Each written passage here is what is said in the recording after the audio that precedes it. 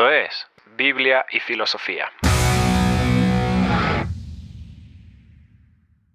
Y el Juanpa, les cuento por qué está acá, porque cuando yo estaba cursando mi licenciatura en diseño hace unos años, fue bien curioso que eh, yo tomé una materia con él de estudios críticos de comunicación y arte, y siendo sincero, lo que esperas es alguien que te va a mandar a leer 400 PDFs, haga un resumen del PDF, y me acuerdo claramente, Juan Pablo, me imagino que quizá lo sigues haciendo, el día que en una prueba la pregunta era la relación de este álbum de Radiohead con la posmodernidad. Y para mí fue como, o sea, ¿qué Cine tiene y que ver Radiohead? posmodernidad.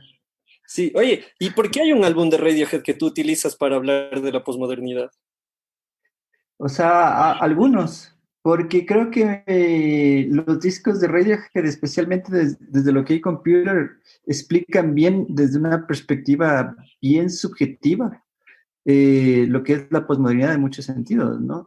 No solamente desde lo estético y sonoro, que o sea, se evidencia claramente en la música esta idea de ir en contra de las estructuras del mismo rock y del pop en general, sino por las cosas que también ponen las letras y las reflexiones, ¿no? Que al mismo tiempo son, es como una suerte de existencialismo posmoderno bien chévere. El Rommel ya está ahí sonriendo porque ve que le atinamos. Yo sabía de cabeza que el Juanpa era la clave. Yo me Yo acuerdo que a mí me tocó ir a oír. Romelín, estás tengo un muteado. comentario. Dale, No, serio, suéltelo. yo tengo un comentario. Eleno, ven, por fin alguien que sabe. ¿Qué vas a hacer todos los fines de mes el jueves? Ah, mira. Eso, para contar con el Juanpa por acá. Y de hecho, Cuento que yo en mi boda, tal vez algo que te interese, tal vez, ya que mencionaste Radiohead, yo en mi boda, en vez de vals, decidimos bailar con mi esposa No Surprises, una canción de Radiohead. debería haber registro, ¿cómo se dice? Registro audiovisual de eso. Dentro de lo que tú mencionas, para mí fue súper chévere y es súper chévere que estés aquí porque, Juanpa, tú llevas años investigando el tema de la música y sobre la música hay varias miradas. La mirada típica, eh, la de adolescencia, por decir así, es bueno o malo. Yo oigo Guns N' Roses, tú oyes Don Omar, tú estás mal, yo estoy bien. Luego vamos mutando, luego dices, no, sí está bien oír, no sé, Metallica y bailarte unas de Rakim y Kenway. Y luego vas avanzando, algunos no lo van haciendo, pero en tu caso, tú llevas años dedicado a la investigación, porque en la música hay un montón de situaciones, de conceptos, de autores, de cosas para entender, y dentro de eso es en lo que tú te desenvuelves. Uh-huh. Sí, definitivamente. Creo que lo que estás mencionando también es bien importante y tal vez es algo de lo que podemos comenzar a hablar. Me gustó mucho lo que acabas de decir de que cuando somos adolescentes tendemos, y no solo adolescentes, sino en general, pero tal vez en la adolescencia se manifiesta con mucha fuerza, esta idea de que el mundo es o blanco y negro, ¿no? Y es como que uno se siente en la necesidad de elegir un equipo y es este comportamiento tribal de que vos eliges tu equipo, así como que fuera un equipo de fútbol, y ya por definición te sientes mejor que el resto, ¿no? Y parte tal vez de madurar implica tal vez irse dando cuenta que el mundo no es tan blanco y negro, ¿no? Y que hay contradicciones, hay paradojas en la sociedad y en nosotros mismos. Y lo importante es saber entender esa complejidad, ¿no? Y saber entender que el mundo en vez de ser de dos colores es un crisol y, y un rizoma de posibilidades, ¿no? Claro. Y dentro de eso es que hoy día queremos un poquito empezar a profundizar en este tema. Para quienes vieron el título y teníamos que explicarle al Rommel, porque el Rommel no, a diferencia del Samu que ama el reggaetón, el Rommel no ama el reggaetón. Entonces el Rommel nos preguntó, ¿qué zafaera? ¿Y lograste descubrir, Rommel, qué era o no? Todavía no, mi brother. Estoy en eso. Pero algún día yo confío en que uno de mis hijos me va a explicar eso. Y yo ya sé quién es la Isabela, porque el Joab ya dijo que el man es de Wagner, de ahí no se baja. Ya.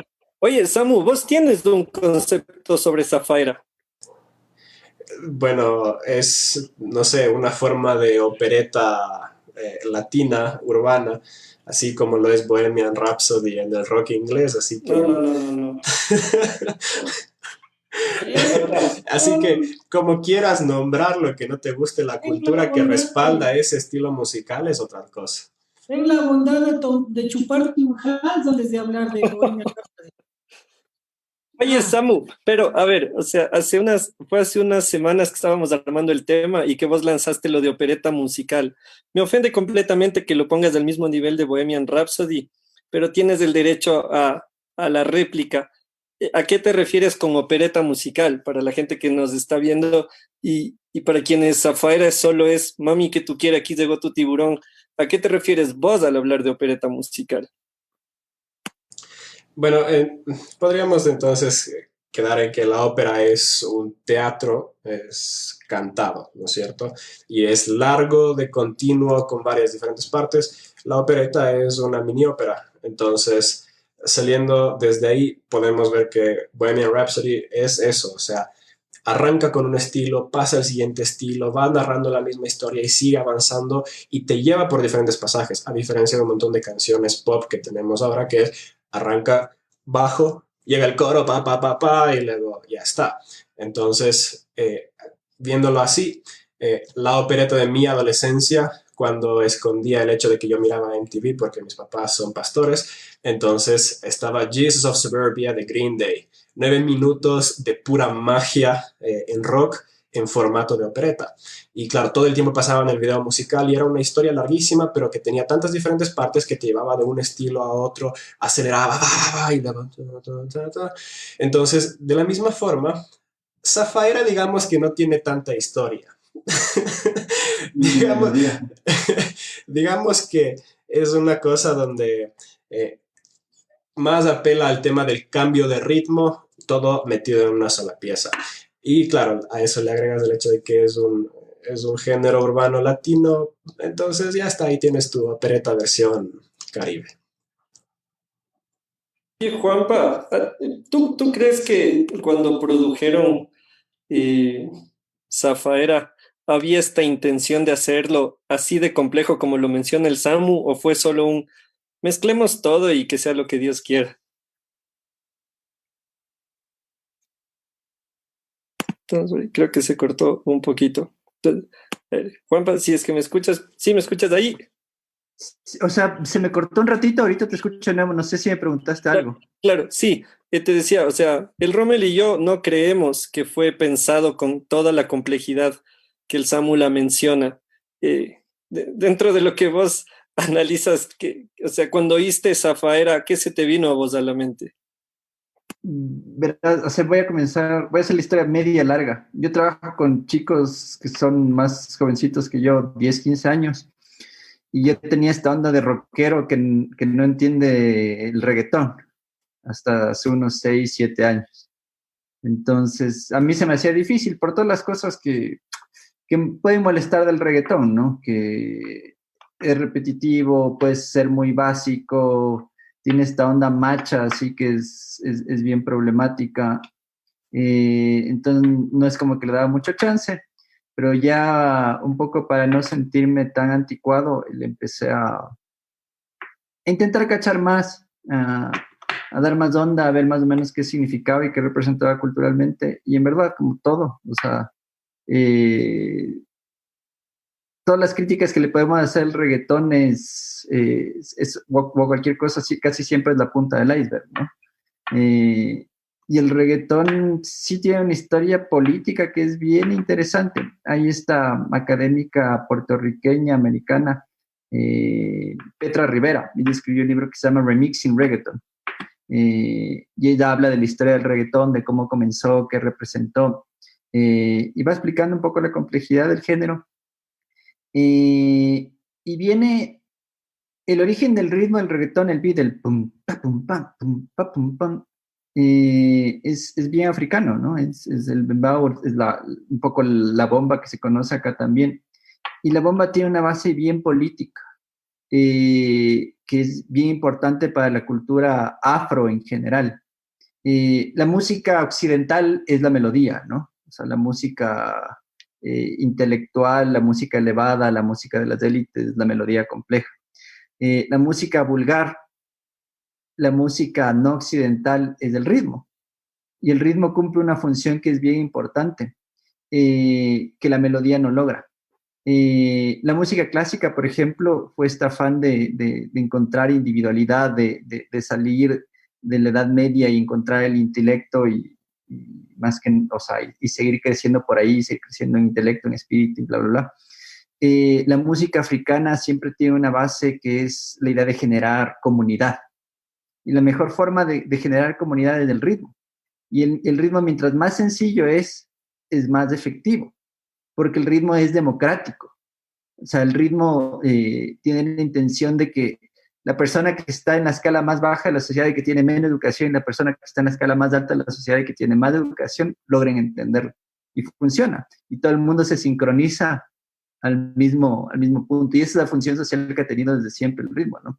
Y estos ritmos que vinieron de África se han mantenido por esto, porque han logrado mantener ese sentido de comunidad. Y eso es lo que a mí me gusta también, o me empezó a parecer atractivo, de la sencillez de la música urbana y de la sencillez del reggaetón, ¿no? No está en este interés así de la destreza musical, de las grandes melodías, que tal vez es lo que lo diferenciaría de Queen. Está en el interés de plantear una cuestión rítmica y de conectar a todo el mundo en una misma cuestión, ¿no? Y el baile también tiene una función política, ¿no? O sea, cuando hay mucha melodía, uno puede sentarse y puede disfrutar de la melodía, te puedes poner los audífonos y demás. Pero cuando hay un buen ritmo, la gente se conecta, empieza a interactuar. Y eso es bacán, es súper interesante. Entonces, estoy en desacuerdo y estoy de acuerdo.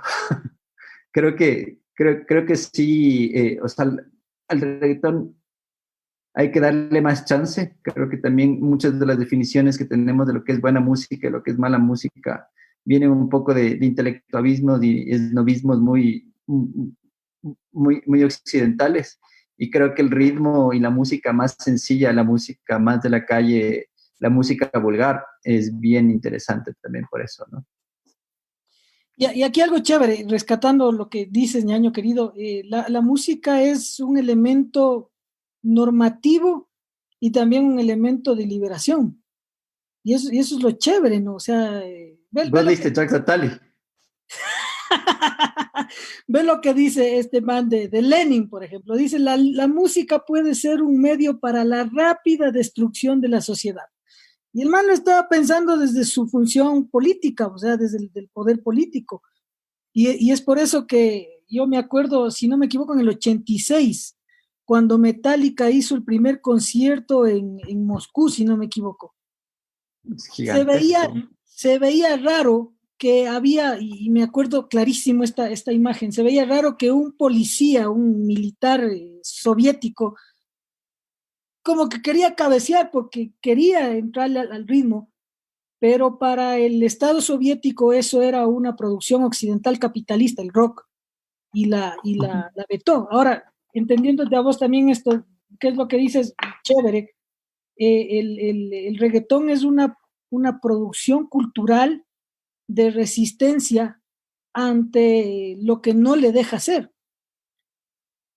Y me imagino, y por eso pienso, por ejemplo, en el tema del pasillo, en el tema de toda esa música que por los medios, por la sociedad ecuatoriana fue vetada en la antigüedad.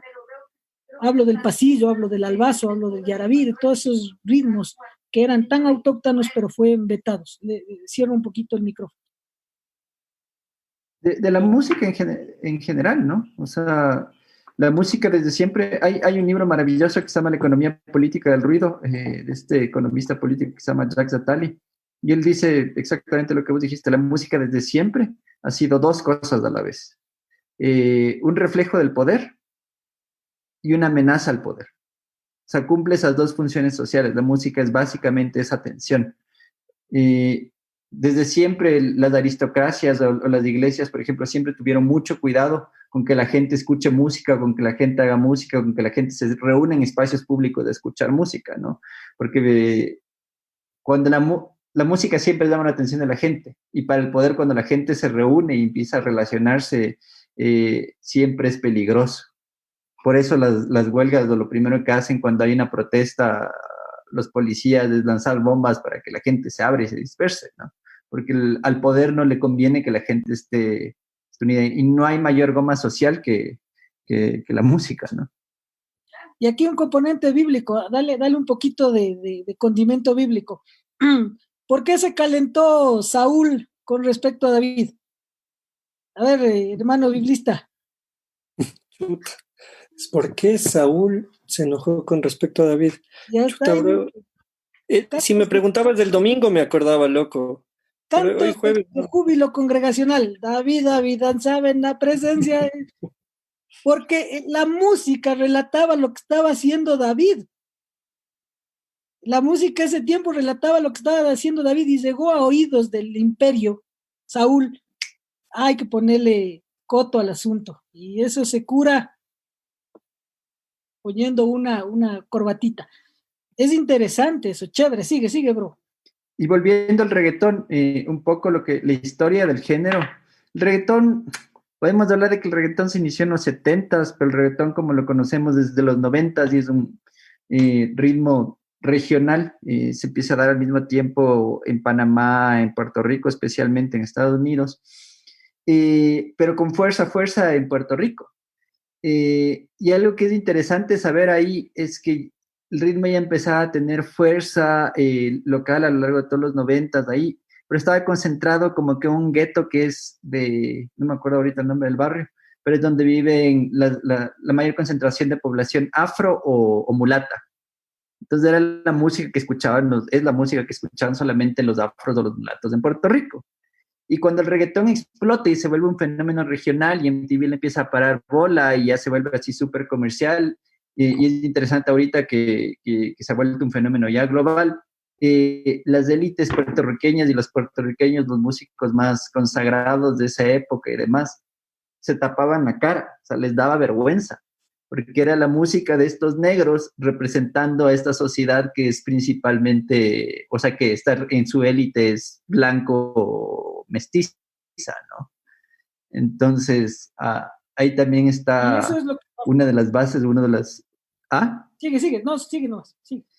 Entonces ahí se ve un poquito las bases políticas que tiene el reggaetón. Pero como dijo el Jimmy al principio cuando abrió el programa, también tenemos esta cuestión tribal, ¿no? O sea, ya descubrimos que el reggaetón es chance bacán, entonces si ya sabemos que es chance bacán, nos ponemos esa camiseta y ya nunca más le volvemos a ver de forma crítica, ¿no? Entonces ya no le cuestionamos absolutamente nada. Y Bad Bunny es un ejemplo que nos puede poner a hablar perfectamente de eso, porque a diferencia de Díaz sacó dos canciones que líricamente, estoy hablando más allá de la música, son exactamente lo opuesto, ¿no? O sea, la de, ¿cómo se llama la otra? La que sale otra vez. Yo perreo sola, y esta, la que le da el nombre al programa. La una, cuando canta Bad Bunny, es una cuestión macha, así, de reafirmarse la sexualidad de una forma ya sospechosamente insegura. Sí.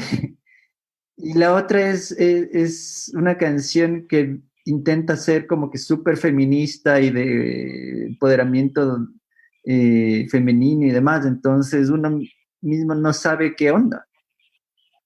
Es confuso.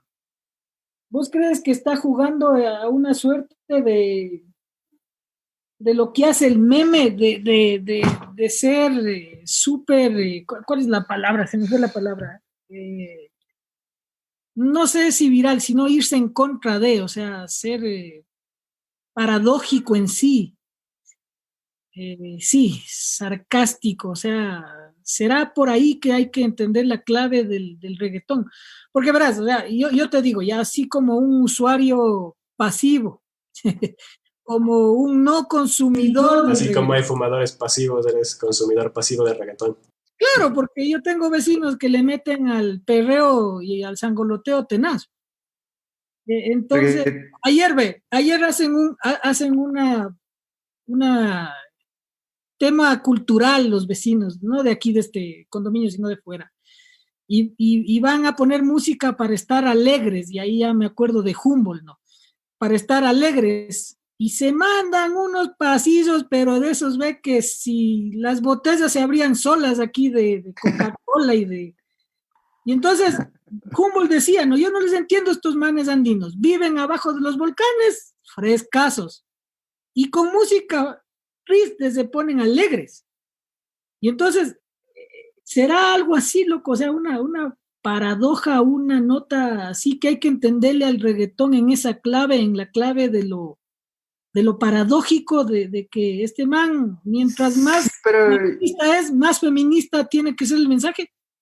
no sé si Humboldt es una buena referencia para esto. Yo creo que aquí podemos hablar más que de referencias idiosincráticas, porque Humboldt habla bastante bien de la idiosincrasia y la música tradicional ecuatoriana, celebrar con música triste, ¿no? Pero yo sí creo que es una estrategia efectiva de mercado jugar a la ambigüedad también. O sea, no es la primera vez que la música pop es ambigua en sus postulados políticos, ¿no? O sea, siempre juega un poco a la paradoja y juega también un poco a lo que da de hablar. Como dicen los publicistas, no hay publicidad mala, ¿no? Entonces, cuando un artista siempre dice lo mismo y ya sabemos que siempre va a mantenerse en la misma línea, deja de generar controversia. Pero si está saltando de un lado al otro y nos pone a hablar como nos puso a hablar ahorita, a la larga económicamente, en términos de industria, en términos de negocio, le conviene. Es mejor que sea un fantasma al que no se le puede boxear. Se convierte en un espíritu que está en todo lado, fastidia a todo el mundo, pero no puedes encasillarle en nada y por ende no eres su dueño de cierta forma. Calzas dentro de todo. Sí, sí, definitivamente, definitivamente. O sea, a nivel de mercado, ¿no? Pero yo sí creo que esa falta de coherencia política, y no digo que la coherencia sea un requisito necesariamente, porque como dije hace un rato, somos complejos y somos contradictorios, pero ya ese uso cínico así de las contradicciones, yo sí creo que es negativo, ¿no? O sea, yo creo que más bien apolitiza las cosas. Hace que estas cuestiones que hablan de compromiso político y que son luchas que tienen una raíz y una base importante y demás, a la larga se trivialicen, porque son como vestidos que nos ponemos, como cambiarnos de la camiseta del partido e ir o sea, como ser hincha de la liga y el domingo ponerte la camiseta del Barcelona. Es como, eso de Barcelona por si acaso, no pega, no funciona. Es dudoso, es sospechoso. Todos estamos en silencio pensando, porque yo sí, solo algo, Rommel, estoy apuntando por acá un par de claves que van lanzando para luego poder compartirlas con la gente en el Facebook. Algo que tengo que mencionar hoy día es que nunca en un Biblia y Filosofía le vi sonreír al Samuel. O sea, siempre le vi con mirada crítica, con mirada seria. Hoy está disfrutando que mis opiniones sobre el reggaetón sean ninguneadas. Aunque adhiero a lo que dice el Juan Pablo y eso es algo por eso decía al comienzo, es algo que se va aprendiendo. Hay gente que se queda en ciertas posturas, pero sí, a veces es necesario tener esa mirada crítica donde todos dicen, pero es que esto es una basura. El poder nosotros preguntarnos, incluso la gente que hoy nos está acompañando, el poder preguntarte, sí, bueno, capaz todo el mundo le considera basura, pero ¿por qué? O sea, ¿qué elementos contiene? ¿A qué responde? Es como, yo siempre pienso en la cultura del graffiti, porque el graffiti muchas veces puede ser por ocio, como puede ser violento, como puede ser un tema territorial geográfico de marcar dónde es mi lugar, dónde es el tuyo, cuál es mi pata, cuál es la tuya. Y la abuela, la tía o nosotros mismos podemos decir, el graffiti es de los maleducados, de los idiotas, de los irrespetuosos. Y creo que esta conversación hoy también nos ayuda a decir, bueno, sí, capaz es todo eso que se dice, capaz no, pero pensemos el por qué. Entonces, creo que por ahí también va el tema del reggaetón. Yo también dije muchas veces que el reggaetón era basura y critiqué a Rakim y Kenway, a Wisin y Yandel, a Don Omar, a la a la potra, la diva, la caballota, Ivy Queen, la dura del Maduro. Y pienso también ahorita, haciendo una pausa con Bad Bunny, para que no acaben de morir las neuronas que me quedan. Hay algo que también ha salido a raíz del reggaetón y nunca lo he conversado con el Samu ni el Rommel, pero lo lanzo porque también ahora es que ha surgido el tema del reggaetón feminista. O sea, ya no es un reggaetón en el cual yo te doy, yo te llevo, yo contra la pared contigo. Hablamos ahora ya de una Karol G, de una Becky G. Obviamente, no sé, los historiadores del reggaetón irán hacia atrás con Ivy Queen y dirán, esa es la precursora. Así como nosotros en el rock, no sé, vemos a Chuck Berry o alguna cosa así. Pero ahora el reggaetón también ya está conformando, aparte del tema de Bad Bunny, tiene una nueva representatividad en la cual la mujer deja de ser el elemento, ¿cómo se diría? El accesorio del hombre y empieza a ser ella la protagonista de la historia en el reggaetón. Sí, o sea, hablamos del... Hay este concepto que salieron la gente de los estudios culturales gringos que le dicen el pop feminism o el feminismo pop. Y tal vez hay unas cosas que sirven para hablar y entender eso o complejizar eso. El mercado tiene cajones para todo. O sea, hasta lo más progre y más de izquierda también se puede volver de alguna manera un producto consumible. Y el mercado es súper ágil en eso. El mercado en ese sentido es como su política es ser apolítico porque al final del día una camiseta de Che Guevara también se puede vender. ¿Me explico? Y el feminismo pop un poco sí aprovecha eso, pero creo que también es importante como audiencia ser críticos de eso. En Estados Unidos se generó un debate bien interesante cuando en el 2016, me parece, Beyoncé, creo que era en el Super Bowl, hizo referencia a las Panteras Negras, al Black Lives Matter. Luego también terminó una presentación con unas letras en fuego que decían feminismo. Y la gente se puso a hablar de eso y se puso a discutir. Y obviamente las respuestas y los análisis para mí fue un proceso muy enriquecedor porque justamente me ayudó a entender lo compleja que es la cultura. La gente que justamente se puso a analizar eso decía, por un lado es positivo, porque finalmente hace que algo que sea tan mal visto por la sociedad como el feminismo, presentado por Beyoncé, más o menos vaya perdiendo ese estigma. Pero por otro lado, te pone en tu cara un feminismo bastante superficial, un feminismo que habla de mujer empoderada, pero que no habla de nada más, y que más bien puede servir incluso para ocultar que el feminismo es una cuestión, una lucha de equidad muchísimo más compleja que hay detrás de eso, ¿no? Entonces, de nuevo, esa tensión. Yo creo que cuando vemos que el pop utiliza, como en el caso de Bad Bunny, o el pop como en el caso de Beyoncé, o el pop como en el caso de Jennifer López y de Shakira cerrando el Super Bowl como mujeres latinas, en el halftime del Super Bowl, perdón, como mujeres latinas, siempre está en un punto como en una tensión bien, bien rara, ¿no? Por un lado, mucha gente puede sacar algo positivo de eso, porque pone en tu cara y reivindica a estas poblaciones que de alguna manera han vivido del lado opuesto al privilegio.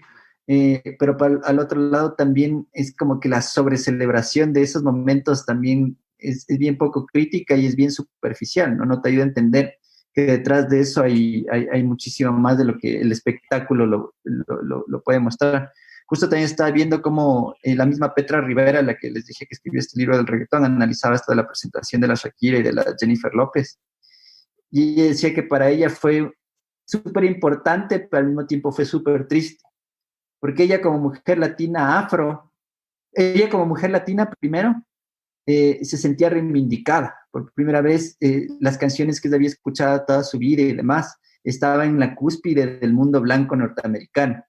Pero ella como mujer latina se sentía triste porque eran estas mujeres pintadas del pelo de rubio que representan a la latinidad mundial, pero ocultan que parte de la latinidad también son las mujeres afro, que es una feminidad que está oculta en cómo se representa lo latino en la cultura popular mundial, ¿no? Entonces, eso, por ahí podemos ir navegando esas complejidades. Ve bacán, rescato algo que dice Juan Pablo y bueno, de todo lo que dice estoy aprendiendo mucho y siento muchas cosas porque me parecen bastante lógicas. Y el tema es, lo que dijiste me llamó mucho la atención, la música y los estilos musicales llegan a ser objetos o productos de consumo. Lo que decían en los 60 y en los 70 la derecha latinoamericana, que lo único que sirve la izquierda es para hacer arte y música.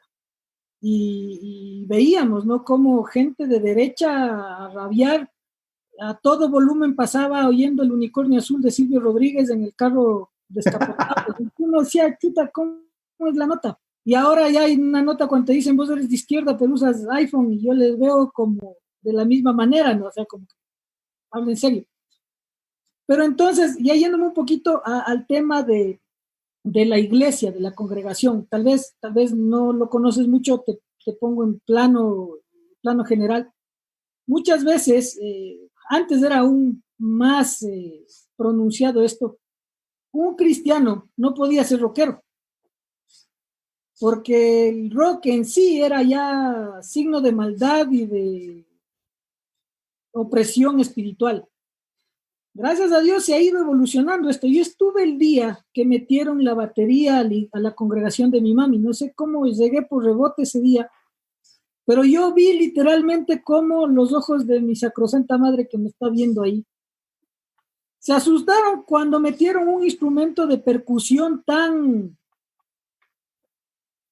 ¿qué te digo? Tan intenso, no sé las palabras, pero entonces... Violento. Estridente. Y hemos llegado a creer que el estilo musical cristiano, viste, se normaliza, es lo que nosotros que sabemos términos congregacionales es la alabanza, es decir, un tono más bajo, y la adoración, que es un tono más hasta en cierto sentido judío, no sé ni cómo es. Al revés, adoración les llamamos a las lentas y las alabanzas les llamamos a las rápidas. Por eso tengo que ir más a la iglesia, ¿vieron? No me deja este corno. Pero bueno, ustedes dirán, pero entonces, lo que yo un poco critico es que se ha vuelto un tema de consumo. O sea, consumes el mercado cristiano y hay personas que dicen, no, hermanito, es que usted solo tiene que oír música cristiana. Cuando muchas veces, y lo hemos conversado, la música cristiana, comillas, más parece música romántica. Cuando vos, hay canciones, y te invito a hacer ese ejercicio, la letra. Vos cámbiale la letra a Jesús por Jimmy y sale siendo ese mensaje. Y como les decía alguna vez, me reí cuando en una novela argentina ponían una canción de un grupo musical cristiano en un momento romántico. Entonces, rescato eso. Y aquí otro tema. Así como yo les digo a mis compas queridos, lean lo que puedan porque eso amplía el conocimiento y madura tu fe. También escuchen algunas otras cosas. Por ejemplo, ve, a mí, aquí ya lo declaro, me gusta mucho Metallica. Ya voy a conseguirme un librito que tengo por ahí que dice cuando Metallica entró a la iglesia. Y yo, por ejemplo, escucho las canciones de Creeping Death, que habla del ángel de la muerte pasando por el pueblo egipcio y arrebatando a los hijos de los egipcios. Yo me siento identificado con un fondo de fe, que es más que consumir una canción cristiana. Eso nomás, les dejo rebotando ahí. Ahora, algo que hay que también pensar dentro de eso es que el tema de la música cristiana tiene varios componentes, ¿no? Lo que mencionaba el Rommel, los ritmos, los representantes. Creo que si la gente que está mirando esta transmisión está aquí es porque tiene intención de cuestionar y repensar un poco las cosas, pero Juan Pablo, incluso pasa que que a un artista que es cristiano no le es permitido que le llamen artista, porque tú le dices, tú eres un artista, y te dicen, no, no, no, yo no soy un artista, yo soy un adorador. Pero el juego de contradicciones entra en el momento en el que comparamos, como tú hablabas hace un rato, del tema del mercado, de la industria. Hay una industria para todo, hay un mercado para todo, pero en el mundo religioso, aquí sí voy a pensarlo ya no solo desde el cristiano evangélico, sino desde el mundo religioso, porque sucede en otras profesiones de fe, no se quiere admitir que hay una industria musical religiosa. Y en mi caso he sido criticado en ocasiones cuando he dicho, no, pues que tales letras lo que responden es a conseguir views en YouTube. Y te dicen, no, o sea, ¿cómo se te ocurre decir esto? Eso es lo que están buscando, es llevar el evangelio. Entonces, incluso en ideologías de fe o en profesiones de fe, encontramos estas contradicciones. Yo no creo que los ritmos son contradicciones. Hay gente que dice, puede haber reggaetón cristiano, puede haber lo que quieras cristiano, cachuyap y cristiano, hay cumbia cristiana, hay pasillo cristiano, y algunos bien producidos, otros no están bien producidos. Yo siempre criticaré eso, ¿no? O sea, sí, cristiano. ¿qué cosa? El Mike Rodríguez, creo que es el Mike, el pana nuestro. Una vez que le traía desde el seminario, el man dice, ¿puedo poner una canción aquí en el carro? Y le digo, dale, y mete black metal. Casi me bajo del carro a orar. Pero entonces digo, oye, loco, ya a vos te gusta la nota, a mí no mucho, no le entro al black metal. Le digo, ahora explícame. Y el man dice, no, es que la exquisitez musical, loco, ni siquiera cuánto. Y me dio en la torre cuando me dijo, el black metal es una música religiosa. Y hay música religiosa para el diablo y hay música religiosa para Dios. Yo oigo la que es para Dios. Estoy hablando de una persona que produce música rockera cristiana. Y me dejó quieto. ¿Viste? Porque hay opciones, claro. Claro, ahora por denominación el black cristiano debería ser black white metal. Claro. Black and white metal. Suena a whisky eso. Oye, Juanpa, ¿vos has tenido dentro de tu peregrinaje musical o como oyente, como melómano o como investigador, acercamientos con estas bandas así que dices, esto es música cristiana?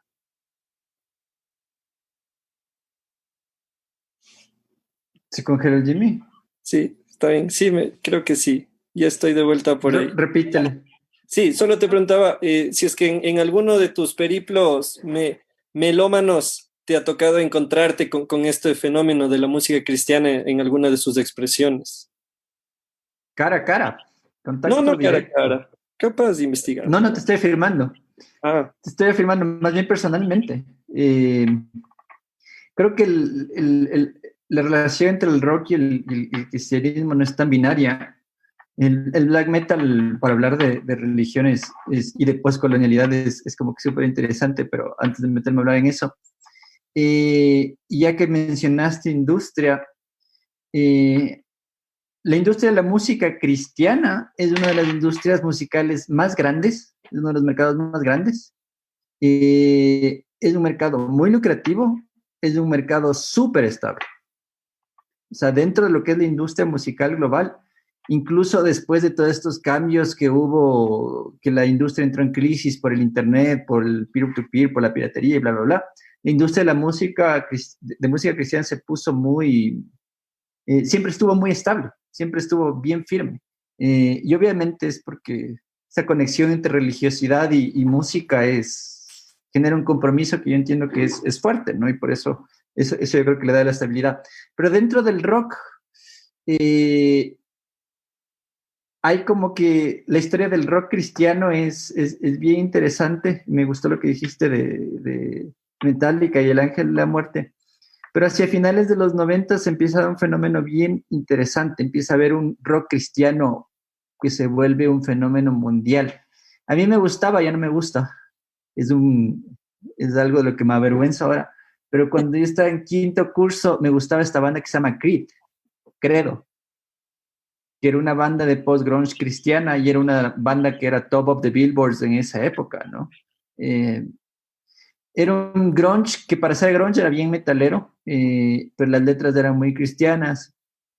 y el Scott Stapp, el vocalista, era como, básicamente ir a un concierto de Creed era como ir a misa.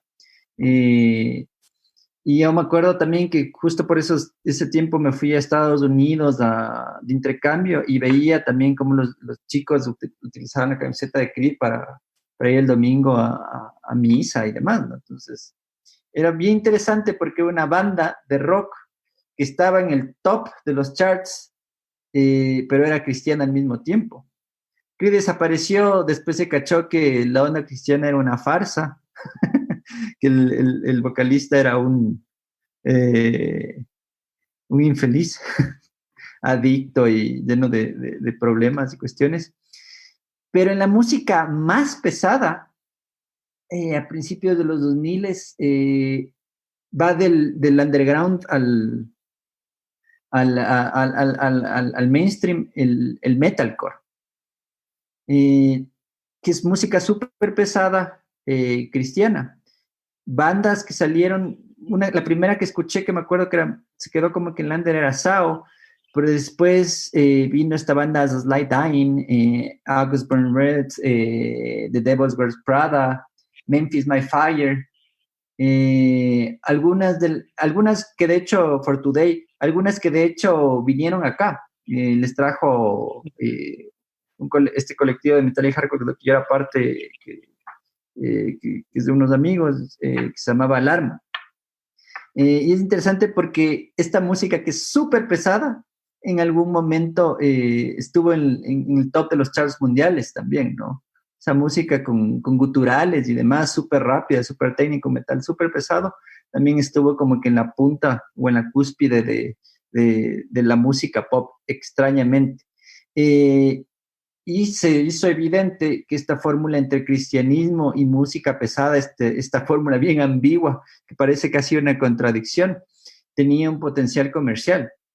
Y de hecho la comercialidad fue bien fuerte. O sea, Memphis My Fire y tal vez As Sly Dying es el mejor ejemplo de esto. El vocalista de Sly Dying estuvo preso y creo que sigue preso por cuestiones de violencia doméstica y porque le cacharon haciendo o comercializando Crystal Meth, pero mantenía su fachada de ser religioso, ¿no? Mientras ya, o sea, eso era lo que él predicaba desde el escenario, eso es lo que decía en los discos, pero su moral estaba en otro lado, ¿no? Él solo mantenía ese performance porque ese performance hacía que la maquinaria siga funcionando. Y lo mismo le pasó no tanto así, pero lo mismo le pasó a esta banda Memphis My Fire, que también vino acá, que el vocalista era muy moralista en el escenario y se volvió tan moralista que eso hizo que también esa banda se agote y ahí quede, ¿no? Pero estos ejemplos nos hacen dar cuenta de cómo, incluso afuera del mundo cristiano, y yo tengo full panas que eran fanáticos de Sly Dying y otras bandas de metalcore cristiano, siendo ateos, ¿no? Claro. Es que el cristianismo... O sea, funciona, pero... El cristianismo es lo que la pintura quiso. O sea, algo así. Por ahí leí recién que Kiss se pintaban, no me acuerdo, no sé si será cierto, leí así de pasada, que Kiss se pintaban como para ocultar su personalidad porque sentían algún tipo de persecución o vergüenza. No sé si es correcto lo que leí, no sé, por ahí habrán los verdaderos fans que me dicen porque... Pero claro, hay gente que vende música cristiana porque eso es lo que vende. Sí. Y tiene su fachada. Sí, de hecho. Creo que... o sea, el ejemplo claro. Creo que el ejemplo perfecto es justamente Kiss en cuanto a cómo se corrompe la música como arte. Uno solo tiene que leer la autobiografía o parte de los libros que ha escrito Gene Simmons. Y el tipo es un empresario. O sea, el tipo más que músico es empresario. Él siempre quiso hacer plata. Entonces, él es como la cúspide de aquel empresario que dice, ¿dónde está la plata? Y dice, ok, está en la música. Entonces, me voy para la música. Y dentro de la música, ¿qué es lo que más plata da? Y cuando se comienza a dar cuenta que para poder competir, literalmente es marketing, entonces, ok, tenemos que ser súper estrambóticos, cogemos, nos maquillamos, nos ponemos los tacones altos, nos ponemos la ropa así y tales, y ya está. Tú la escuchas hoy aquí y suena pop. O sea, es súper ligero, es súper tragable. No es un rock pesado como uno podría pensar por sus apariencias. Y eso es justamente lo que sucede cuando hay algo que es tan universal como la música y atrae a tanta gente. Y claro, entonces tenemos esta interpretación política de la música, y está bien porque mucha de la música tiene propósitos y fines de protesta, de resistencia y otras cosas, pero yo le agarro un poco más desde el ángulo metafísico, por así decirlo, y claro, ahí está el favorito de Rommel, que es Jung, y él habla del sí mismo como un mandala, y la música es un mandala auditivo. No sé si se cacha la figura ahí. Aquellos que han visto los mandalas es como esos cuadros que tienen cualquier cantidad de colores y patrones, pero todo se ve simétrico y todo se ve bello a la vista. No necesariamente significa nada, pero tiene armonía. Y eso es lo que, de cierta forma, creo que la música termina siendo como la más representativa de las artes, porque el arte hace eso y la música hace eso. Es tener un mundo de caos al frente tuyo y lo que hace es coger algunos elementos de ellos y ordenarlos de tal forma que crea patrones. Y los patrones para el ser humano son objetos, se convierten en algo real. Por más que científicamente, con el método científico no son cosas reales. El método científico puede analizar el peso, el volumen, el color y todo lo que sea de un objeto así, pero no necesariamente puede analizar lo que produce un patrón que se pasa a ser un objeto. Entonces, el ser humano, a través, por ejemplo, de la música o de cualquier otro arte, genera estos mandalas que generan armonía en medio del caos. Y esa es la belleza. El ser humano necesita patrones para funcionar. No podemos en caos absoluto. El caos absoluto es cuando estás yendo a 110 por la Simón Bolívar y justo se sale alguien de ahí, de uno de esos moteles que hay, vos te pegas y te das 3 vueltas en campana y estás así, shock absoluto. Todo importa, no sabes absolutamente nada cómo comenzar a ordenar las cosas. Eso es shock, eso es el caos absoluto. Si el ser humano todo el tiempo viera solamente caos delante suyo, si no supiera qué es más importante que lo otro, entonces lo que sucede es eso, no podríamos vivir. Y por eso es que el arte es coger el caos, ordenar los elementos, hacerles patrones que se convierten en objetos, y esos objetos son como faros de armonía. Y cuando hay armonía, el ser humano está en otra onda. Lo mismo sucede con los cuadros, lo mismo sucede con la buena comedia, etcétera, etcétera. Pero la música creo que trasciende mucho más allá que los demás, porque la música es el único que calla tu voz interna. Y ahí creo que está la magia de esto. Y es lo que decía el Juanpa en cuanto a estos actos tribales que unen a la gente alrededor de un ritmo. Entonces hay este ritmo y la gente deja de escuchar su voz interna y pasa a escuchar una voz colectiva. Para cualquiera que ha ido a alguna fiesta o lo que sea, se puede dar cuenta que no se puede disfrutar la fiesta si estás pensando.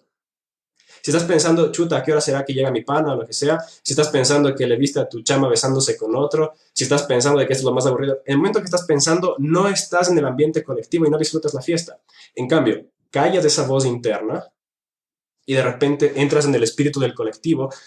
Y ahí es donde el ser humano se siente en su plenitud.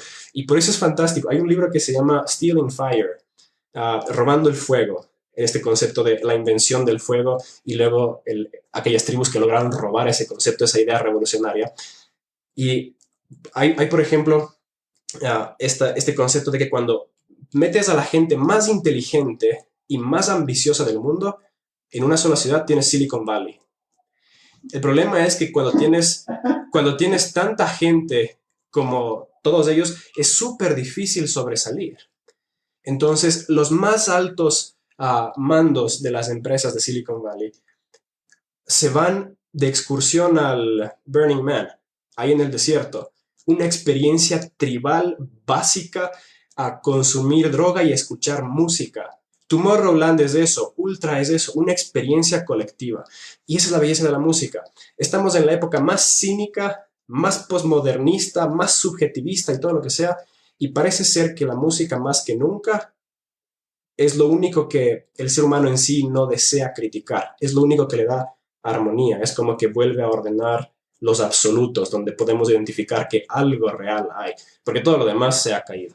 Entonces, claro, entendiéndole desde allá arriba, claro, es súper poderoso, es demasiado poderoso, y todos los que quieren poder de cualquier forma van a utilizar esa herramienta y todas las demás. Y por eso es que me parece tan curioso que en nuestra teología popular entendamos que Lucifer era el ministro de alabanza del Señor.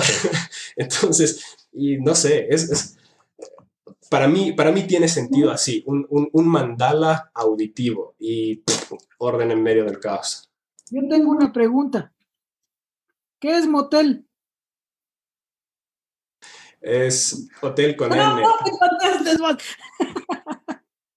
Bien, Samu. No, yo no sé qué es motel. Me están preguntando si yo sé y no sé. Voy a buscar en la Wikipedia, dame un chance y te cuento. No. Sobre lo que dijo el Samu, me gustó que hizo una explicación metafísica hermosa, bellísima, pero le voy a dar no un contraste, más bien voy a llevar la misma discusión al plano de lo físico y de lo personal también, para intentar darle un poco más de sentido, porque me encantó lo que dijiste.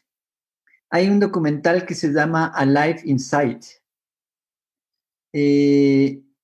Vivo adentro. Estaba en Netflix, entra y sale de Netflix, pero de les pueden conseguir algún torrent. Y es un documental de un psicoterapeuta gringo que empieza a hacer tratamiento a personas que tienen Alzheimer con música. Entonces el man va a las casas, a los ancianatos, y les pone a las personas que tienen Alzheimer música. O sea, habla con los familiares, les pregunta qué escuchaban, qué les gustaba y demás, y cuál era la música que más disfrutaban, y eso les da un iPod y eso les pone. Y empieza a ver que la gente empieza a recordar, empieza a tener momentos de lucidez. Hay un momento que a mí me conmovió hasta los huesos en el documental, que es una señora bien viejita, una señora afro, de más de 90 años, que ya estaba en un estado tan avanzado de Alzheimer que ya estaba acostada en la cama, tendida, ya en estado prácticamente vegetativo. Y la doctora a cargo le pone la música que la señora escuchaba y le ves en la cama que empieza a mover los brazos y empieza a bailar. Postrada, empieza a mover el pie y empieza a mover los labios. Hay otro señor afro también que ya está como con una demencia senil evidente. Le pone un rato a escuchar música y después le entrevistan y se pone súper lúcido. Te empieza a responder y se empieza a acordar de las cosas, pero con una lucidez así sorprendente. En el documental aparece también un artista africano que justo decía que da un TED bellísimo, que habla de la conexión entre ritmo, melodía y nuestras células. Y él comienza diciendo que el momento en que se da la concepción es cuando dos células, y las células siempre tienen como un pequeño latido, que están latiendo cada una a su ritmo, se juntan y se sincronizan. Ahí comienza la vida. Entonces él dice que nuestra base y nuestra experiencia en el mundo es en principio rítmica. Eso es lo que nos hace o nos aterriza en la tierra. Y después el lenguaje es lo que nos relaciona con los demás, y eso es la melodía y eso es la armonía. Y hace un ejercicio bien bonito que se pone a saltar generando sonidos, generando tonos. O sea, salta y hace salta un poquito más para allá y le sube un poquito el tono, así, ¿no? Entonces hace 3 saltos y luego hace que la audiencia repita y empieza a saltar hacia lugares que antes no saltaba y la audiencia, sin que él les guíe, completa en la escala pentatónica. Entonces es lindísimo. A todo esto les cuento una experiencia personal. Mi abuelita tiene Alzheimer avanzado, recién pasó por un proceso que ya le dejó, tuvo un infarto cerebral, estaba en el hospital, ya estaba en estado casi vegetativo con la señora que les conté en el documental. Y hace unos 2 meses, un poquito antes de que pase la situación que estamos pasando ahorita, le fuimos a ver y le llevé la música. Ella es pasillera, así, era pasillera hasta los huesos, y le puse así el celular súper cerca de la oreja. Después después del infarto cerebral que ella tuvo, no, o sea, no volvió a hablar, ni a reconocer rostros ni nada, ¿no? Y le puse así unas pastillas de los Benítez Valencia y le estábamos con mi mamá dando así unos masajitos y demás. Y de repente fue como que en el cuarto se hizo un clic así. ¡Tac! Y le regreso a ver a mi abuela y me queda viendo como sorprendida. Como cuando alguien se despierta al lado tuyo y dice que, ¿qué haces aquí? Como que no se acuerda, dice, ¿qué hago aquí? Y me empieza, no había hablado, y me empieza a decir, papito, papito, bonito, bonito, me empieza a coger la cara, así. Y le ve a mi mamá y la abraza. Y esa tarde que yo le puse la música, y luego llamamos a mis tíos, vinieron mis primos, todo el mundo les vino a ver, reconocí a algunas personas, les abrazó, habló, pero lo que le conectó fue la música. Y lo que dice en este documental es que la música está súper como que dentro de nuestra conciencia, casi en nuestro cerebro reptil. Por eso vuelvo al primer ejemplo, lo que les dije de lo de las células. Son los últimos recuerdos que perdemos, porque atraviesan todo. O sea, la música es matemática, son figuras matemáticas, son fórmulas, son escalas de frecuencias, son simetrías de tiempos también. La música es racionalidad, la música es palabras, es lenguaje escrito, la música que ahora tenemos, la música popular que se canta, que tiene letras, pero la música también es emotivo. O sea, la música nos entra, pasa por el cerebro, pero también está como que muy conectada con nuestras sensaciones. Y los recuerdos que más se nos graban, los recuerdos más fuertes que tenemos, los recuerdos que están más incrustados en nuestra conciencia, en nuestro cerebro, son los que conectan o atraviesan todo. ¿Ya? Y la música es súper buena en hacer esas conexiones. Este último sencillo que sacó el Residente, ¿se acuerdan? La última canción que hizo, se llama Residente. René. Hace alusión a eso mismo y es bien bonito, porque el man comienza con la mamá de él enseñándole algo de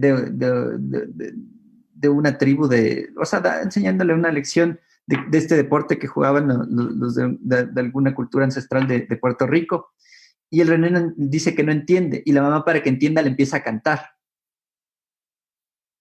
Entonces, lo que te está diciendo es que la música para él se volvió importante en ese momento para él por eso. Porque a él, si le explicaban así nomás, no entendía. Pero como la mamá le explicó con música, le explicó cantando, el man ya conectó absolutamente todo. O sea, ya logró entender. Y eso es bien interesante. Yo creo que algo que sí es bien importante pensar ahorita que estamos hablando de comercio, y para conectar todo esto que dije con lo que estábamos hablando antes, todo este siglo ha sido un siglo en donde la música ha sido llevado a un lugar se trivializado. O sea, pensamos en la música y pensamos en la música de entretenimiento, pensamos en la música como diversión, pero la música en la historia y la música más allá del comercio cumple funciones muchísimo más profundas, o sea, es fundamental dentro de nuestra experiencia humana. Y creo que empezar a desenquistar la música de lo comercial y empezar a pensar de nuevo en los valores políticos que tiene la música y que tienen las artes en general para nosotros es súper, súper importante. Ahorita se ve, por ejemplo, en la crisis que estamos pasando, uno de los sectores más vulnerables son los sectores artísticos, porque la música o las artes no valen nada, o sea, se consideran como que cosas extras. O sea, todo lo que son las humanidades y demás son cosas inservibles, ¿no? O sea, que solo son como un detalle, vienen para ornamentar la vida acá. Pero la verdad es que la música es muchísimo más poderosa y muchísimo más importante para todos, y eso escapa a lo político, ¿no? O sea, tiene que ver ya con un nivel de más holístico de lo que es nuestra humanidad y nuestra conciencia en sí misma. Juanpa, querido, ¿y cómo lograr que la música recobre ese papel político, como vos dices, sin venderse? Porque ese es... Yo sobre eso tengo algunas ideas. O sea, son épocas de cambio. Yo creo que la sociedad, siendo benjamiano, avanza y retrocede, avanza y retrocede, avanza y retrocede, como el ángel de la muerte, ¿no? Que avanza viendo hacia atrás.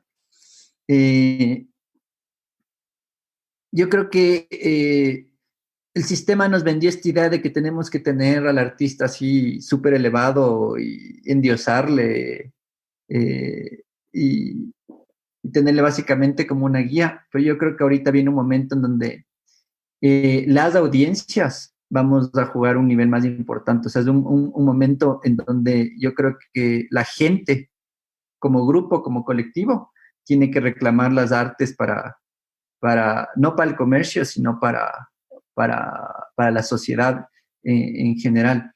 Lo que estábamos hablando hace un rato, la música por eso es bien poderosa, ¿no? O sea, porque junta, porque puede ser una goma social súper poderosa, que incluso muy adoctrinante en muchos sentidos. Y eso no necesariamente es un problema. Yo creo que esa es como que una cualidad. Yo creo que el problema es quién es el maestro de ceremonias. O sea, si el mercado y lo superficial es lo que llevan, lo que llevan es el MC, es problemático. Pero si la sociedad como colectivo es la que lleva la ceremonia, yo creo que tiene potenciales muy, muy políticos. Y obviamente va a ser una tensión, ¿no? Y es una tensión que hemos estado viviendo. Algo latinoamericano que es súper fuerte es que cuando se instauró la dictadura en Chile, una de las primeras personas a quien mataron, ¿a quién fue? A Víctor Jara. Víctor Jara. ¿Y qué estaba cantando Víctor Jara? ¿Qué es lo que estaba diciendo Víctor Jara? Y Víctor Jara era una persona, era un personaje potencialmente revolucionario no solamente para la región, sino para el mundo. Siendo un poco conspiracionista, o sea, que haya habido un ataque y una persecución tan dirigida a Víctor Jara en ese momento de la historia, te dice mucho no solo de lo que significó la dictadura para Chile, sino para el mundo. Estos artistas folk, que en esa época, por la guerra de Vietnam y por la lucha de los derechos civiles en Estados Unidos, también estaban emergiendo, estaban empezando a hablar de Víctor Jara. Y lo ves de Víctor. Sigue, Juan Pablito, dale. Con esto ya acabo. Y obviamente quien estuvo atrás de la dictadura en Chile ya no es secreto, fue la misma CIA, ¿no? Entonces eso te muestra que esta idea de la música, desde el colectivo, la música como algo de la sociedad, la música como algo de la gente, la música como algo grassroots, como les gusta decir a los gringos, tiene un potencial de cambio revolucionario definitivamente, ¿no? Así es. Y puede ser reggaetón, puede ser rock, puede ser lo que sea, pero lo que sea que funcione en ese momento, mientras haga que la gente se junte y genere empatía, es muy peligroso para cualquier estructura, para cualquier orden.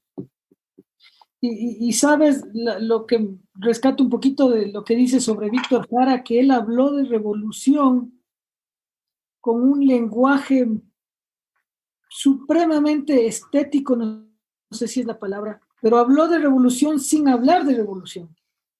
Y eso es bellísimo, o sea, cantaba a la urbanidad, cantaba a la cotidianidad, pero en lo profundo del ser se entendía que era un mensaje de liberación. Y eso yo diría que es una de los factores que nos hacen reconocer cuál es el sentido de la música. No sé, un profesor, me acuerdo, me hablaba de lo diegético y lo no diegético. No sé si te ubicas vos. Sí. Corrígeme si estoy mal. Entonces, lo diegético era lo que era se podía ver, se podía apreciar, era lo lógico, ¿no es cierto? Y lo no diegético, corrígeme si estoy mal, era la antípoda de lo que estaba representando. Víctor Jara cantaba de la liberación, de la resistencia, sin hablar de ella. Y se me viene a la mente el Huyayay, zapateando, Huyayay. No puedo creer que esa canción ha sido, o la puedes tomar tan como de resistencia, cuando habla de que bajando por el valle a tomar la plaza. Yo cuando oigo eso digo un llamado a levantamiento, pues, bro. Y es lo que Víctor Jara, hágale, de lo poco que podría decir, porque no soy un estudioso de Víctor Jara, decía, ¿cierto? Es lo diegético y lo no diegético.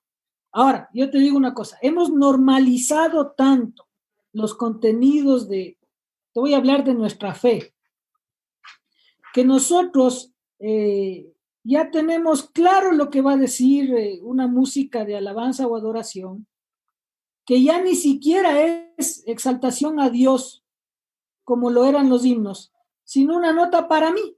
Y entonces le tienes claro a lo que va a decir. Y en este punto, ya yéndose un poquito al tema de Jung y de la introspección, ¿no es cierto? Lo que haces es conmiserarte contigo mismo y sentirte emocionalmente afectado. ¿Para qué? Para creer que estás en un proceso espiritual. Me explico lo que quiero decir. Regreso a Víctor Jara. Él hablaba de una liberación sin decir palabra liberación. Por ejemplo, algo que me encantó a mí, oyendo recién al Residente, dice una frase, ¿no? En tu sonrisa yo veo una guerrilla, una aventura, un movimiento. Loco, yo te puedo decir eso, una cosa. Para mí, ese mensaje que me remitió a mi mujer y a mi hija, me remitió al Evangelio. Yo reconocí ahí un proceso de resistencia y de liberación que a mí como creyente lo encuentro también en el Evangelio, pero estéticamente lo veo en las vidas de mi esposa y en las vidas de la guagua que Dios me ha tenido la bendición de dar, que es la Isabel. O sea, eso creo yo que es lo que hay que rescatar, ¿no? Y ya hablo desde la emoción, ¿no? Y por eso es que muchas veces yo lucho con esa producción cristiana. Y cuando me preguntan a mí, me dicen, oye, ¿es música cristiana? Les digo, no consumo música cristiana. Y trato de encontrar a Dios a través de esta otra producción que es estética. Y como vos, Juan Pablo, estás diciendo, y vos, Samuel, y el Jimmy también no ha dicho nada, pero sé que piensa igual, lo encuentras en las matemáticas del ritmo. Yo no sé matemáticas mucho, pero sé que Dios existe en las matemáticas. Vos decías, por ejemplo, el tema de los mandalas. El otro día estábamos haciendo un mandala con la Isa. Y viendo eso, qué profundo que era, hermano. Qué profundo, qué hondo que se podía llegar en un mandala. Y yo creo que eso es lo que decía Jung, ¿no? O sea, el mandala es la representación gráfica del arquetipo. O sea, ¿hasta dónde puedes llegar con un mandala? Hasta lo que te dé el arquetipo en tu mente. Hágale. ¿Yo? Ando zapateando. Me gustó que utilizaste esa palabra afecto.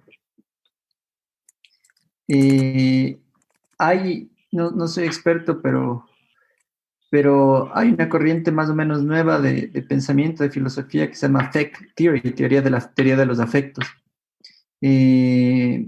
Sara Medes, una de las representantes, escribió un texto bien bonito sobre analizando cómo funciona la racionalidad frente al afecto. eh, para pensar en el otro y para pensar en el otro en términos de sexismo o para pensar en el otro en términos de xenofobia. Entonces, por ejemplo, ella hablaba del nacionalismo y habla un poco de la política, de cómo funciona y de cómo nos manejan también por el afecto, ¿no? Entonces, el nacionalismo es afecto puro. O sea, casi no es racionalidad. Uno le ve a la selección jugando, uno ve su bandera, uno escucha el himno nacional cuando está a millones de kilómetros de distancia de su casa. Es como que te mueve algo, ¿no es cierto?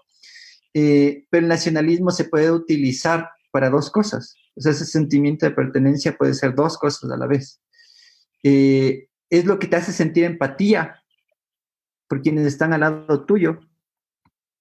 Es lo que te hace sentir que tu cuerpo, o que el cuerpo del otro también es tu cuerpo, que es lo que uno siente con la familia, ¿no? O sea, que cuando le hacen daño a una persona que quieres, una persona cercana, es como que o a veces hasta peor que te lo hagan a ti. Entonces el nacionalismo genera eso internamente en los países, pero genera la sensación opuesta externamente. Entonces viene alguien de otro país y ya no tienes esa empatía. O sea, más bien ya le ves al otro como una cosa, como algo que no siente, como un no yo. Le ves distinto. ¿Me explico?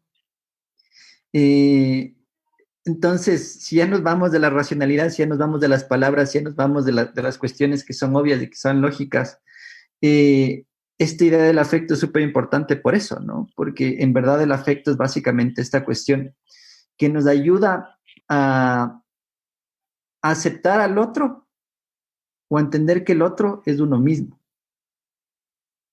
Y es una buena forma de pensar, por ejemplo, en estas cosas que pueden tener muchos estigmas como el feminismo o como las luchas raciales. O sea, irse en contra del racismo, irse en contra del sexismo, es aceptar que el cuerpo del otro y que el dolor del cuerpo del otro también es tu dolor. ¿Ya? Y una de las cosas, regresando a la música, una de las cosas que es más importante, una de las cosas que más generan ese sentido de colectividad y de empatía es la música. O sea, los rituales tribales, al ponerte en un mismo ritmo, lo que hacen es hacerte sentir que eres parte de un todo, pues que eres parte de, que todos somos de un mismo cuerpo. Y eso es bien interesante. Y esa también es la ambigüedad de lo popular. O sea, lo popular es lo pop, como comercio, y lo popular es la fuerza popular, la lucha de la que puede bajarse el poder, ¿no? Es de esas dos cosas. Entonces ahí estamos, en esa tensión. Ahí sí es que puedo arrancarle, es justo eso de lo pop y lo musical, regresando otra vez a Bad Bunny. Probablemente la razón por la que no nos gusta el reggaetón, así en términos populares, es no tanto por el ritmo ni la música per se, y ni siquiera tanto la letra, y ya voy a hablar de eso, sino porque no nos gusta la cultura que representa. No nos sentimos identificados con la cultura que está detrás de. Entonces, generalmente cuando rechazamos el reggaetón, lo rechazamos en una base de tripa porque identificamos un montón de otras cosas que también vienen detrás de eso. Y ese es el tema. Yo sí soy un pesimista social en cuanto a no vamos a mejorar, la música no va a ser utilizada como para corregir nada, porque la música, así como los políticos, son solamente un reflejo de la base. Y la base tiene un espíritu, tiene un tipo de pensamiento y una cosmovisión que le gusta, y por más que haya algo súper refinado, fantástico, de libre acceso aquí, si es que el espíritu de la base es el hedonismo, entonces la música hedonista va a ser lo que se viralice. De la misma forma como Trump, Bolsonaro y todos estos que apelan a los afectos patriotas o a este odio contra el otro, entonces levanta ese espíritu popular quizás reprimido cuando comienzan a haber estos choques culturales políticos y así. Y por eso es que de cierta forma, si es que va a haber un cambio cultural, tiene que ser a nivel de educación y espíritu general de la cosmovisión, y luego se verá eso reflejado en la esta. Y claro, el director de alabanza de nuestra iglesia hablaba de que Mozart en su tiempo era música pop. Así como siempre los que quedan en la cima son los más populares, eso significa. Y creo yo, como para responder a la gente que está poniendo algunos comentarios ahí en Facebook, diciendo de que, bueno, ¿por qué no hablamos de la letra de Bad Bunny? Aquí nadie está defendiendo a Bad Bunny, ni su letra, ni su doctrina, ni nada que ver, porque al fin y al cabo, como estamos hablando de música, hay que entender que la letra es un componente, pero no es música. Es solamente, la parte de la letra es la poesía que acompaña a la música. Y uno puede darse cuenta de eso, y nosotros como cristianos, cuando Johann Sebastian Bach firmaba sus partituras, él ponía ahí SDG, Soli Deo Gloria, solo a Dios la gloria. ¿Había letra? No. Música clásica, como diría el Rommel, la música por antonomasia, la más, como así, no sé, es la música clásica. Eso es lo que entendemos. Y no necesitamos letra para eso. Entonces el tema de la letra termina obedeciendo luego a otras cosas. Y yo diría que Bad Bunny solamente es un reflejo de lo que sucedía hace 10 años con los chicos emo que escuchaban Panda y tenían letras como la de sé que soy poco superficial y que me manejo en la promiscuidad y luego si quieres a nadie le diré y con elegancia yo te lo daré. Eso es punk rock latino. Entonces, ahí está. Yo sé que vos eras emo. Y luego también, no sé, Arjona, o sea, son, si te pones a ver la letra, son letras que hablan de sexo. Entonces coges un bloque grande, como la música, que es un universal, es un arquetipo universal, y le pones sexo en la letra, que es un arquetipo universal, y tienes dos cosas poderosísimas que dominan al humano. Y ahí tienes. Entonces, quizás la razón por la que criticamos el reggaetón y tales es un tema de cultura y está bien, uno puede tomarse el derecho de criticar culturas, pero eso ya es una postura que uno tiene que tomar a un nivel teológico, por ejemplo. Si es que hay esos absolutos en base a los cuales uno podría juzgar. Si es que son relativos, entonces tu hecho de detestar el reggaetón no está basado en nada objetivo, sino solamente es tus gustos personales, que como dijo el Juanpa al comienzo, que estoy totalmente de acuerdo, es novismo cultural y nada más. Ahora, hay algo que quisiera también sumar en esto, porque Juanpa, mientras estábamos conversando aquí y dialogando y escuchando, claro, en Facebook se armó el pito, ¿no? O sea, de que como que quién está aprobando a Bad Bunny y desaprobando, y más bien justo esa es la idea de trascender con lo que ha hablado Juan Pablo, con lo que ha hablado Samuel, con lo que ha hablado Rommel, con lo que hemos compartido aquí los cuatro. Necesitamos dar un paso más allá, porque incluso en la música, como creyentes estamos acostumbrados a venir, incluso en una transmisión como esta, ¿qué me va a decir Rommel que sí puedo oír y que no puedo oír? ¿Qué me va a decir Juan Pablo desde su área que sí puedo oír y que no puedo oír? ¿En qué momento me van a aprobar el músico que yo escucho? ¿A qué rato me van a aprobar el disco que a mí me gusta? Y la idea no va por ahí. La idea va justo desde el analizar, desde el pensar. Algo que me quedó zumbando heavy en la cabeza, Juanpa, y gracias por compartir una experiencia tan personal como esta con tu abuelita, es que tú, el Samuel, hablaron del poder de la música, este nivel en el que la música se conecta, como decías, en lo más íntimo, así acá atrás, o sea, nos llega a lo más profundo. Y algo que a mí me empieza a alarmar o me empezaría a preocupar es cómo estamos jugando con eso en la iglesia. Y digo jugando porque a veces es un juego, es un tema de que, mm, a ver, hoy día de qué ánimo estoy, quiero que la gente llore, listo, do menor, o sea, ponme un si bemol menor heavy, o sea, lo que queremos es provocar estas emociones y entramos en campos muy peligrosos al utilizar irresponsablemente la música. Hay una pregunta aquí que quisiera mencionar para el Samuel, sobre todo, porque es el que menos le gusta la música de la iglesia, al igual que al Romero.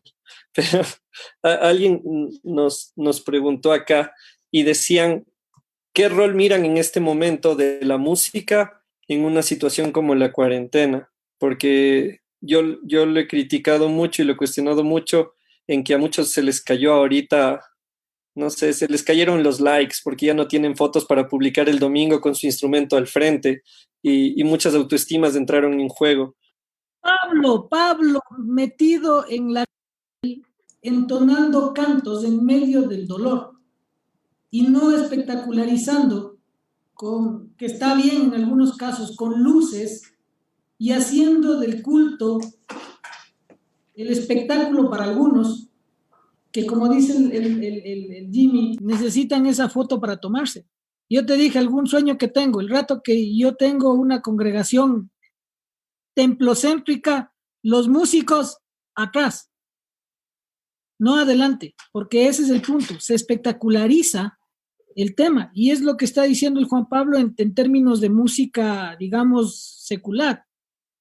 Se comercializa, se vende. Lo que vos decías de Jane Simmons. Y esa es una pregunta que hicieron de alguna conversación que tuvimos juntos sobre qué es espectacularizar la alabanza. Y yo creo que va por ahí. Perdóname, pero me emocioné. Perdona a su siervo. Y tengo que pedir perdón a toda la gente en casa porque tenemos el Zoom y ahí están los micrófonos y luego yo tengo el OBS que es para controlar todo el resto de la transmisión y ahí hay otro control de micrófonos y no me desmuteé, así que la gente está diciendo de que no se escuchó. Súper cortito. Creo que las iglesias cristianas tienen que volver a preguntarse, así como siempre deberían preguntarse, ¿para qué sirve la música? Y la pregunta que hacía era, ¿cuándo pasó la iglesia primitiva, que era una comunidad de gente que se reunía en casas para comer, leer las escrituras, orar y ayudar a la sociedad? ¿Cómo pasó eso a ser un lugar de teatro musical donde apagamos las luces y ponemos luces calibradas como para sentirnos bien tripeados? Y por nombre, hay congregaciones que utilizan el espíritu del tiempo, las formas del tiempo, para generar cosas. No estoy diciendo que esté bien o mal, pero ¿a qué rato pasamos de esa iglesia primitiva a un concierto cada domingo? Entonces, Elevation Worship, ese tipo de cosas, utilizan esto. Y claro, yo sí soy de la vieja escuela, digo, ok, me parece tan empujado en ese sentido que no creo que haya pureza ahí. No, ya se me hace muy difícil ver la semilla teológica en medio de eso. Entonces, regresemos a la base que es la OCC. Oración comunal cantada, también conocido como los himnos. Y yo soy parte de la CESE, que es la Comunidad de Estudiantes Cristianos del Ecuador, y la CESE tiene como un librero de canciones que son de origen latino, de gente que pertenecía al movimiento, y escriben para los chicos de la universidad unas letras que son eso, es teología pura cantada. Santiago Benavides, Joel Sierra, esta gente escribe cosas que cuando hay una canción, es el canto de los líderes, la he escuchado como 40 veces en las reuniones de la CESE y siempre me hace llorar. No hay una sola vez que no me haga llorar. Y son canciones súper sencillas que lo tocamos con guitarrita y ya está. Entonces, yo sí creo que la música, si es que hay espacio para la música dentro de la iglesia, tiene que ser teocéntrica. No hay otra forma. Y si vamos a estar apelando a que la gente se ponga a llorar y un montón de cosas utilizando luces y tales, honestamente, lo que yo siempre he dicho, si hay un chico que quiere servir en la iglesia y no le dejan tocar la guitarra, sino que le mandan a mover las sillas o a lavar los baños y se resiente y no quiere hacerlo, pues entonces solamente está utilizando la iglesia como un lugar para cumplir sus sueños. Y la iglesia no es el lugar para que vayas a satisfacer tu ego. O sea, simple y llano, punto, ahí está. Entonces, honestamente, que se filtre, que se purifique, así como la iglesia tiene que ser full purificada en este tiempo de cuarentena, la parte de la iglesia se ha convertido en uno que habla y 5 que tocan, y nada más, cuando hay 400 escuchando. Así que por ahí va. Ahora, Juanpa, como te darás cuenta, el SAMU ya el domingo vetado en la transmisión en vivo de su iglesia, ¿no? El Rommel vetado en la transmisión, o sea, ya no constan ni en el Excel de la iglesia con lo que acaban de decir, pero es necesario que conversaciones así son claras. Juanpa, quisiera invitarte a que tú nos puedas dejar una última pregunta, porque el Samu siempre dice eso, que en las reuniones de Biblia y filosofía la gente no siempre encuentra respuestas, pero es mejor si se lleva buenas preguntas. Entonces, quisiera, si tú nos puedes dejar una, y antes de darte este paso para poder cerrar nuestro tiempo, pienso mucho en Alex San Pedro, que es un español, cantautor, no hace mucha música muy pop cristiana, por decir así, pero él estuvo acá hace 2 años, creo. Y Alex dijo algo que a mí me dejó igual, me dejó ahí cimbrada la cabeza cuando mencionó, tenemos una ola de migración. ¿Quién está haciendo canciones en la iglesia sobre migración? Tenemos violencia hacia las mujeres. ¿Quién está haciendo canciones que hablen de eso en la iglesia? Él decía, tenemos líderes que están chocando en su casa, justo con lo que ustedes mencionaron, estas morales fingidas. ¿Quién está cantando sobre eso? Tenemos racismo. ¿Quién en la iglesia está componiendo sobre eso? Y a mí solo me daban ganas de abrir la ventana y lanzarme, porque era como, hijo de madre, o sea, lo que dice el Samu, retomar el canto, retomar la música dentro de una liturgia, ya no como algo para sobarnos del lomo, ya no como algo para conseguir likes, ya no algo como para cuántas vistas tengo en YouTube, sino para visibilizar situaciones más profundas que están sucediendo. Y obviamente, si alguien de los que nos está mirando dice, chuta, yo voy a hacer una canción sobre migración, pero Jimmy, eso no va a vender. Entonces hay que preguntarse cuál es el objetivo. O sea, por qué les llamamos zafaeras salmistas de resistencia? Porque lo que hemos hablado aquí, y yo les invito a todos a mirar el video de nuevo, lo que hablamos de Bad Bunny se aplica tranquilamente a un montón de gente en la industria cristiana. Se aplica a un montón de nosotros, porque no quiero hablar de ellos y nosotros, porque yo también he entrado en este juego de los likes, he entrado en este juego de qué tema vende, y cada tanto hay que rechipearse y decir cuál es la motivación, qué es lo que estoy buscando. Entonces, coincido con el Samu en esto de que la música tiene que recuperar el rol que le corresponde. Yo les amo a los músicos, siempre digo a la gente que aprenda un instrumento. Es lo más lindo de la vida, agarrar un instrumento y ejecutarlo bien y que suene chévere. Pero la iglesia o el cristianismo no se trata de qué canción escribo para hacerme famoso y que me inviten a un evento, ni de qué tema hablo para ver si me suenan en la radio, y en el caso de los ecuatorianos, la radio en la que yo estoy, que uno dice, ¿qué hago para sonar en el HC? No, no se trata de qué hago para sonar en el HC, se trata de qué hago para ponerles a vibrar el cerebro a quienes me van a escuchar. Entonces, yo me uno con ese desafío del Alex cuando él dice, utilicemos la música como algo que hable de los problemas profundos. Y ahora sí, Juanpa, me encantaría si tú nos puedes dejar una pregunta también. De buena. O sea, creo que voy a hacer un comentario sobre este último que estamos hablando, a partir de Samuel, a pesar de que yo, o sea, no soy creyente. Encuentro una coincidencia grande en lo que él dijo, y yo creo que más allá de la iglesia, yo creo que una reflexión que podemos hacer sobre la música, la relación entre la música y la sociedad en general. Creo que un poco de lo que estamos hablando es de que estamos encontrando que en esta idea del rockstar, que en esta idea del youtuber, que en esta idea del instagramer, una de las trampas de cómo funciona la sociedad ahorita es que nos hace volvernos fanáticos de las personalidades, no de lo que dicen, sino de los sujetos que lo dicen. Y creo que de lo que estamos hablando es que lo importante es empezar a pensar que lo que nos tiene que traer a alguien no es importante. Lo importante son las ideas, lo importante es lo que dice. Lo importante son los efectos de lo que dice y los cambios que puede tener lo que dice. Entonces, desplazarnos de este culto a la personalidad en la música y en su caso en la iglesia, yo creo que es fundamental. O sea, yo creo que es súper importante. Y eso para responder y para dejarle también como preguntas a las personas que están comentando. O sea, a la larga quien decide si te gusta Bad Bunny o no te gusta Bad Bunny, y si Bad Bunny está bien o está mal, eres vos. Pero si no te gusta, pregúntate, ¿por qué no te gusta? Tal vez no te cae el man, tal vez no te caiga la gente que escucha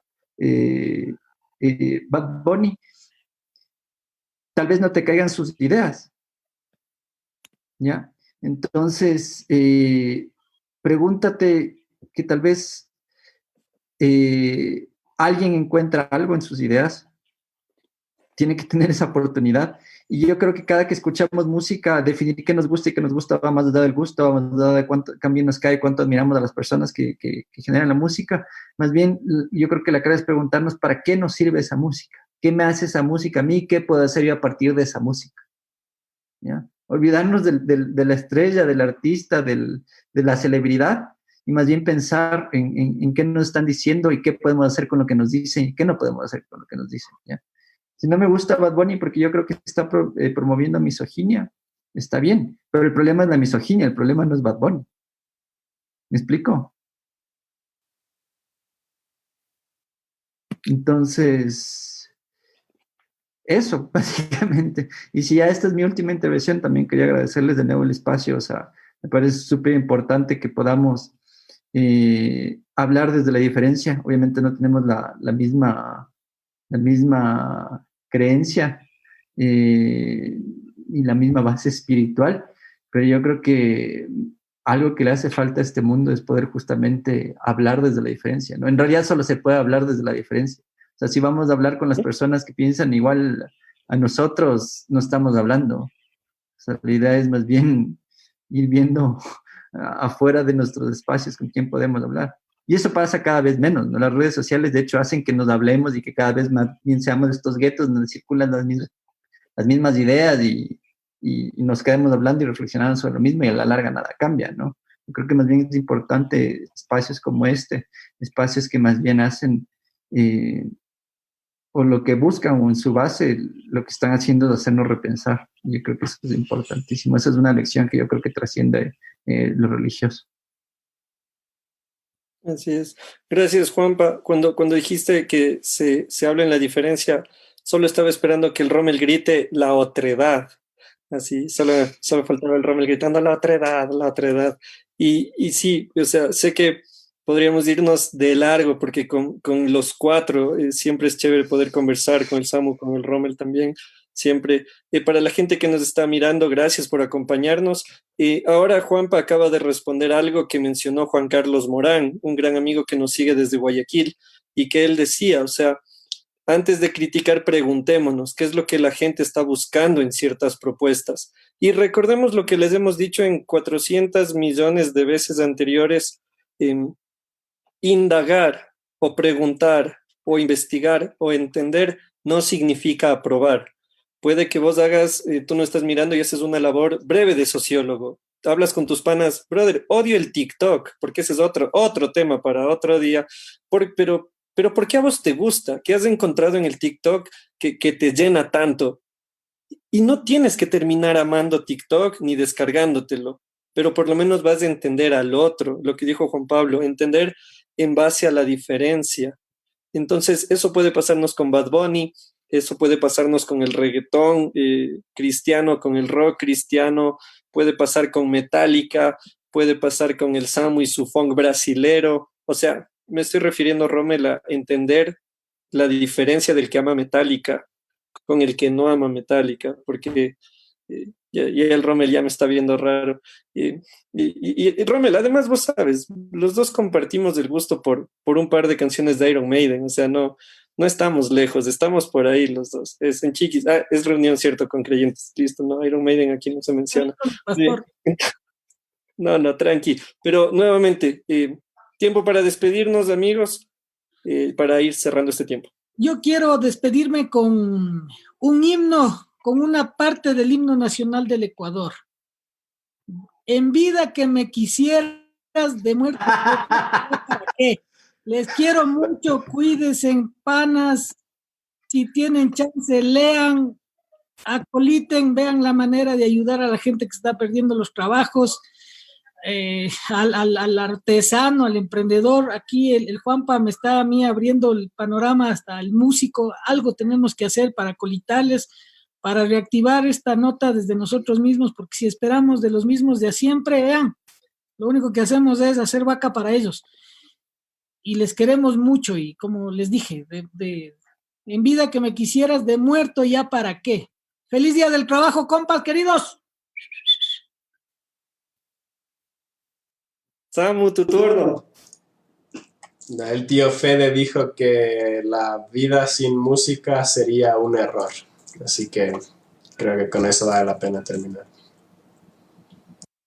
Muy bien. Para quienes no saben quién es el tío Fede, es el tío Fede Nietzsche, por si acaso él dijo, la vida sin música sería un error. Nuevamente, Juanpa.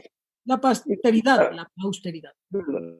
Juanpa, gracias por acompañarnos, gracias por tomarte este tiempo, gracias por dedicarnos estos minutos. Parece que la señal por ahí se frizó un ratito, pero apenas vuelva bien la señal para tomarnos la foto, porque, claro. Como cuando estás en clase de teleeducación y te preguntan algo que no sabes. Te haces el colgado. Pero sí, por acá, Juanpa, se colgó tu video. Entonces, a menos que solo sea en la mía, ¿los demás pueden confirmarme? Está colgado el video del Juanpa. Sí, ya, ahí. Eso, allá. Bueno, todos, por favor, sonrientes, como cuando éramos felices. 1, 2, 3. La internacional. Genial. Gracias a todos, a la gente que nos está siguiendo, muchas gracias. Recuerden lo que dijimos. Quizá no encuentras todas las respuestas, pero es mejor mejorar las preguntas. Un abrazo. Gracias, Juan Pablo. Nos vemos en la próxima.